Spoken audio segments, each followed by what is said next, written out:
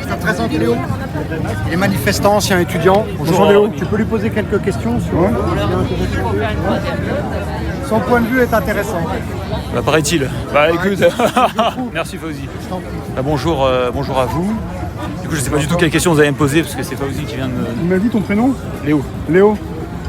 Tu viens pour la première fois en manif? Pas du tout, non, ça fait 3 ans que je suis là. J'étais là à l'acte 1 des Gilets jaunes, à un rond-point. Et l'acte 2 à Paris. Gilets jaunes depuis le début. Léo. Tu fais quoi? Tu es étudiant?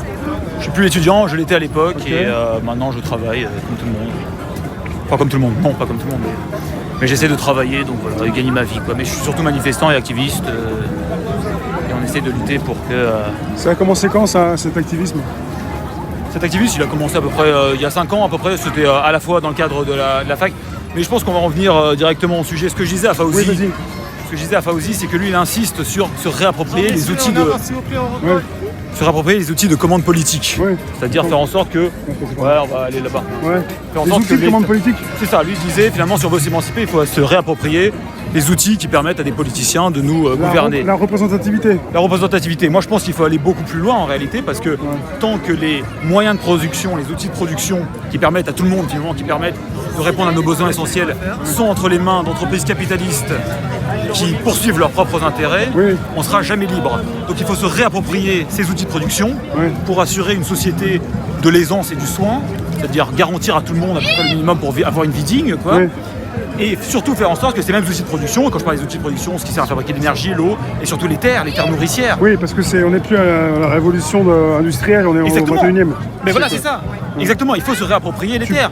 Ça veut dire qu'on dépend quand même de grandes entreprises capitalistes pour nous nourrir, ne serait-ce que pour assurer nos premiers besoins. Paris serait affamé en 3 jours si on arrêtait de l'approvisionner. Donc ça, c'est attention à la marche. Donc ça, c'est absolument essentiel de bien réfléchir à ça. C'est-à-dire que comment est-ce qu'on peut prétendre s'émanciper d'une classe sociale et de multinationales si on dépend d'eux, ne serait-ce que pour assurer nos besoins les plus élémentaires. Oui, donc tu penses aux besoins les plus élémentaires, je te coupe juste 30 secondes, par rapport aux produits essentiels, par rapport à l'électricité peut-être aussi?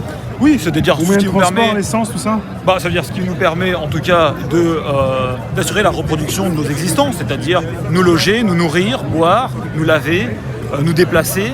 Voilà, ces besoins essentiels qu'on connaît tous, qu'on rencontre tous au quotidien. Et je pense que tant qu'on dépendra d'une classe qui ne poursuit pas les mêmes intérêts que nous, parce que leur but c'est d'optimiser leurs profits et de réduire l'esclavage, on aura beau essayer d'instaurer le RIC, on aura beau essayer de se faire entendre au Parlement, ça ne suffira pas pour inverser le rapport de force. Et je pense que le mouvement social a intérêt à réfléchir à ça en ce moment, la réappropriation de tout ce qui nous permet d'assurer notre existence. Et en premier lieu, les terres agricoles. En Ile-de-France, il y a eu une marche des terres dimanche dernier pour préserver nos terres agricoles des grands projets d'infrastructure qu'il y a à l'échelle du Grand Paris. Si on n'a plus de terres agricoles, ça va être extrêmement compliqué de peser dans le rapport de force avec les capitalistes parce qu'on va dépendre d'eux pour bouffer, pour le dire simplement. Les Français, il leur reste quoi les Français? Tu as Xavier Niel qui rachète, qui a son projet pour acheter des terres. Xavier Niel? Oui, tout à fait. Ouais. Alors qu'est-ce qui reste aux Français? Ça s'appelle hectare. Finalement, assez peu de choses, parce que de toute façon, dans un cadre mondialisé où l'agriculture est mondialisée, on n'a pas grand-chose. Après, on a encore beaucoup de terres agricoles, on produit encore énormément. On est toujours le grenier à blé de l'Europe, je veux dire, dans le bassin parisien. On a surtout une grande complémentarité de terroirs. Il y a des régions qui produisent... on a encore des ceintures maraîchères, on a encore des régions qui produisent de l'élevage, etc., etc. Donc on a des capacités. Le problème, c'est que maintenant, c'est destiné à la spéculation, c'est destiné à enrichir les actionnaires. Et on a perdu cette souveraineté alimentaire, il faut absolument la retrouver. Donc voilà, je vous remercie beaucoup. Mais tu as fait des études dans quoi? Urbanisme. Urbanisme. Et là, tu vas te préoccuper de quoi en fait? De l'urbanisme quoi? Je vais peut-être pas le dire, histoire de... Non, comme tu veux. On va rester un petit peu à discrétion là. Mais en tout cas, merci beaucoup. C'est pour quel média exactement? Moi, c'est Réservoir APPS, Réservoir Live. D'accord, ouais. Mais là, quand tu parles de ce qui appartient aux Français, c'est ce que l'État gère. L'État est... l'État, alors l'État ou des entreprises privées.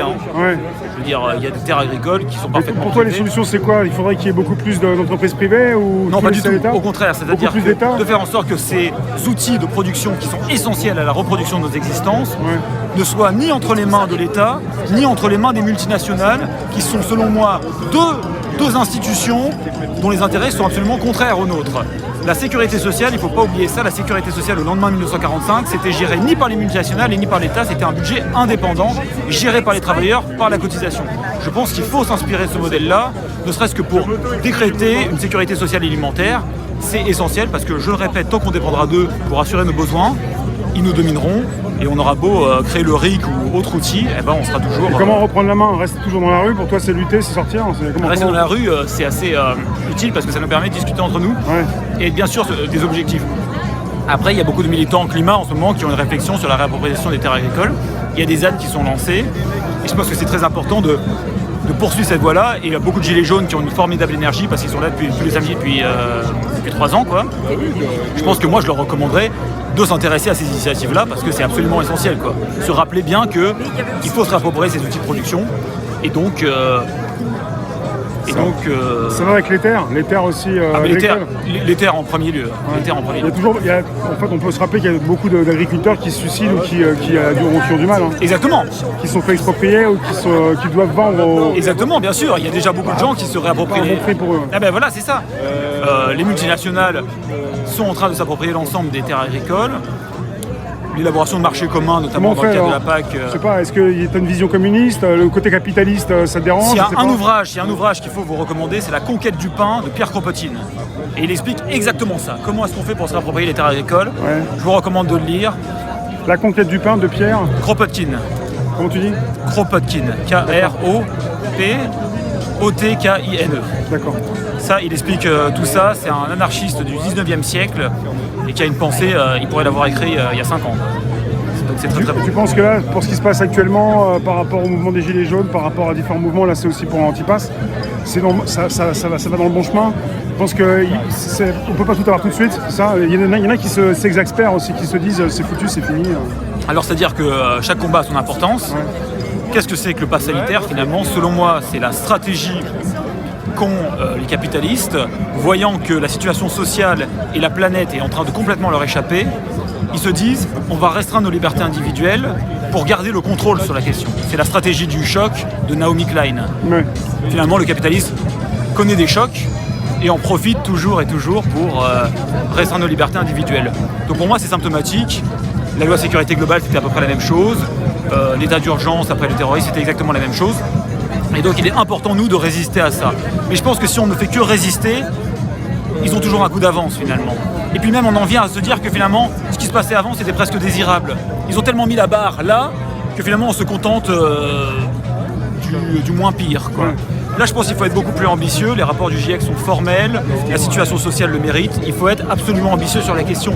C'est-à-dire que non seulement il faut arrêter, selon moi, il faut arrêter de combattre pour ne pas perdre, il faut se battre pour gagner et gagner des acquis sociaux de plus en plus, quoi, parce que sinon on n'y arrivera pas. Donc, voilà. L'outil de production, ce sont les terres, ce sont les terres comme les terres agricoles, c'est aussi tout ce qui concerne la possibilité aussi de nourrir le pays, en fait, Exactement. pour ne plus être dépendant, quoi. Exactement. Je mettrai derrière cette définition tout ce qui permet d'assurer les moyens d'existence et la reproduction de la vie de la population. Donc il y a les terres agricoles parce que c'est essentiel, manger. Il y a aussi et tout le système agroalimentaire qui permet d'acheminer les marchandises. Il y a également les logements, il y a également l'eau. Voilà, toute une série de besoins qui ne sont pas si nombreux que ça, mais qui sont extrêmement importants.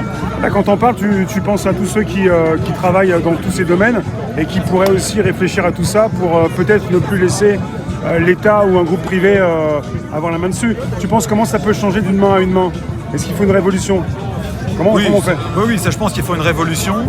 Après, quand est-ce qu'elle pourra se faire? Parce que les régimes capitalistes modernes ont tout à fait les moyens de se défendre. Oui. Mon espoir, c'est que le changement climatique provoque des catastrophes de plus en plus grandes qui vont affaiblir le capitalisme mondialisé et que parallèlement, les peuples soient de plus en plus conscients de leurs intérêts, s'organisent de plus en plus et soient de plus en plus combatifs. Et cette conjonction des deux facteurs, peut-être, va arriver à cette situation qu'à un moment donné, le mouvement social va se réapproprier par lui-même, d'une manière ou d'une autre, ces outils de production, vont parler à ces travailleurs en leur disant bon, dorénavant vous ne travaillez plus pour l'État, vous travaillez pour la collectivité, vous travaillez, nous on vous assure tous les besoins, les logements, l'eau, vous avez juste à faire votre boulot quoi, et voire même je vais dire vous aurez moins de boulot à faire parce que le but ça sera plus d'enrichir les actionnaires et de les engraisser, ça serait simplement d'assurer l'aisance de tous quoi. Ouais, il suffit pas forcément de travailler plus comme le dit le président quoi. Mais bien sûr que non, au contraire, voire même je te dirais que les limites de la biosphère, les limites des écosystèmes nous inviteraient à travailler moins parce qu'en réalité on produit nettement plus que ce que les écosystèmes peuvent absorber. Ouais. Donc on a intérêt à travailler beaucoup moins. Et donc en plus ça résoudrait le problème écologique parce que du coup les flux d'énergie, de matière, de gaz à effet de serre seraient réduits mécaniquement. On assurait la subsistance à tous. Par contre la contrepartie c'est que certains n'auraient plus les privilèges qu'ils ont aujourd'hui. Et ça je pense qu'ils vont se défendre très fortement pour les maintenir. Mais bon, Ouais, c'est ça, c'est la fin des privilèges. C'est la fin des souhaitable, la fin des privilèges pour une minorité en fait. exactement. Et les privilèges au sens propre du terme, parce qu'on a parlé de privilèges quand on parlait des cheminots. Les privilèges, c'est un avantage que tu as au détriment de quelqu'un d'autre. Oui. Le cheminot, c'était pas au détriment de quelqu'un d'autre qui les avait, ces avantages. Donc privilège, Dans le c'est cadre ça. de son travail. Ouais. Exactement. Privilège, c'est un très fort avantage né d'une situation de domination. Ouais. Donc oui, c'est la fin des privilèges, effectivement. Et donc je vous invite encore une fois à lire Kropotkin, La conquête du pain, c'est absolument essentiel. Et je vous remercie beaucoup de m'avoir donné la parole. Je te remercie Léo. Merci beaucoup à toi. À une prochaine peut-être. À la prochaine, Merci. j'espère. À bientôt.